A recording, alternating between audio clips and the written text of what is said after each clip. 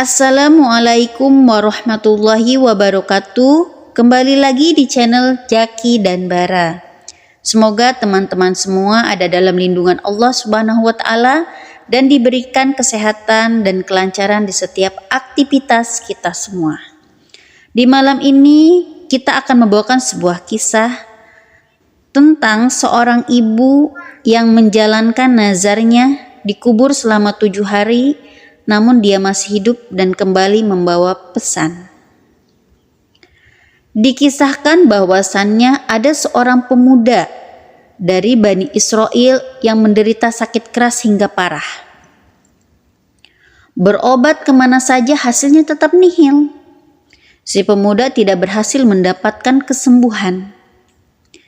Karena saking parahnya keadaan, ibunya mengucapkan nazar. Jika anaknya sembuh dari penyakitnya, ia akan keluar dari alam dunia selama 7 hari.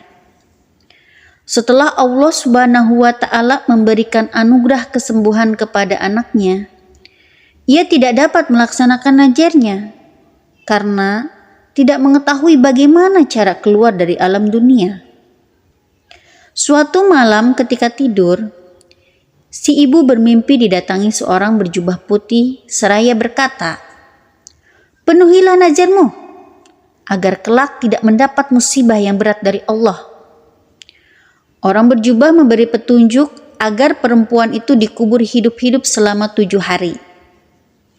Pagi harinya, ia pun memanggil anaknya dan menceritakan apa yang ada dalam mimpinya semalam. Setelah itu, si ibu memerintahkan anaknya untuk menggali kubur di tengah-tengah perkuburan umum dan menguburnya. Si anak kemudian melaksanakan perintah dari ibunya. Ketika ibunya sudah turun ke liang kubur, lalu si ibu berdoa, "Wahai Tuhanku, aku telah melakukan kewajibanku melaksanakan nazarku. Maka lindungilah aku di dalam kubur dari segala mara bahaya." Selesai berdoa, anaknya lalu menutup kuburan itu dengan tanah dan kemudian pulang.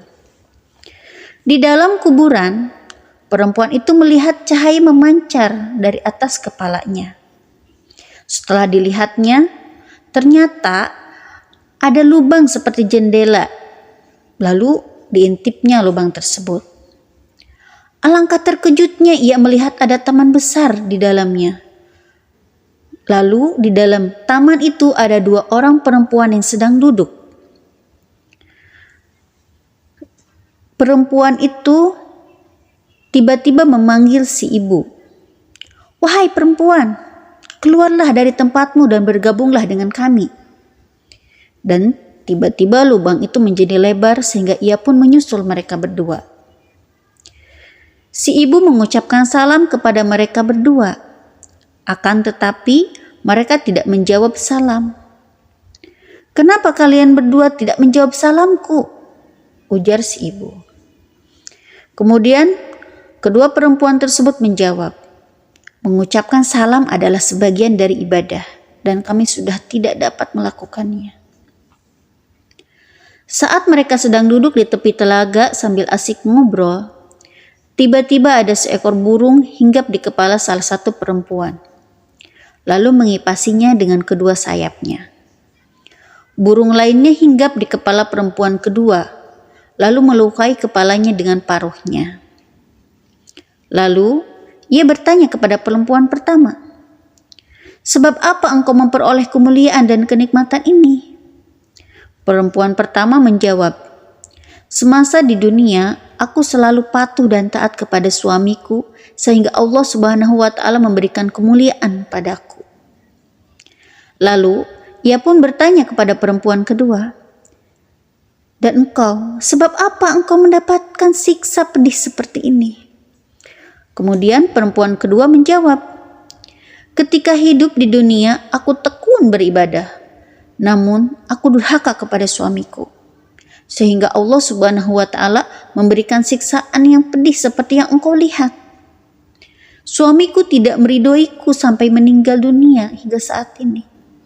Oleh karenanya, Jika engkau telah kembali ke dunia lagi, maka sampaikanlah minta maafku kepada suamiku. Barangkali suamiku berkenan memaafkanku dan meridhoiku." Setelah 7 hari lewat, 2 perempuan itu berkata, "Berdirilah dan masuklah di kuburanmu, karena anakmu sudah datang menjemputmu." Ketika ia memasuki kuburannya, anaknya sudah selesai menggali kuburnya. Kemudian mengeluarkannya dari dalam kubur dan membawanya pulang ke rumah. Sesampainya di rumah, berita tersebar luas bahwa dirinya masih hidup dan berhasil memenuhi nazarnya. Banyak tetangga berbondong-bondong ingin mendengarkan pengalamannya. Tanpa disadari, ia melihat suami perempuan yang mendapat siksaan di alam kubur dan menceritakan apa yang dialami istrinya. Perempuan itu memintakan maaf dan ridho kepada suami perempuan tersebut. Setelah mendengarkan ceritanya, suaminya pun mau memaafkan dan meridhoi mendiang istrinya. Malam harinya, si ibu ini bermimpi bertemu dengan perempuan tersebut. Lalu ia berkata, "Aku sekarang terbebas dari siksa sebab pertolonganmu. Mudah-mudahan Allah Subhanahu wa Ta'ala membalasmu dengan kebaikan dan mengampuni dari segala kesalahan."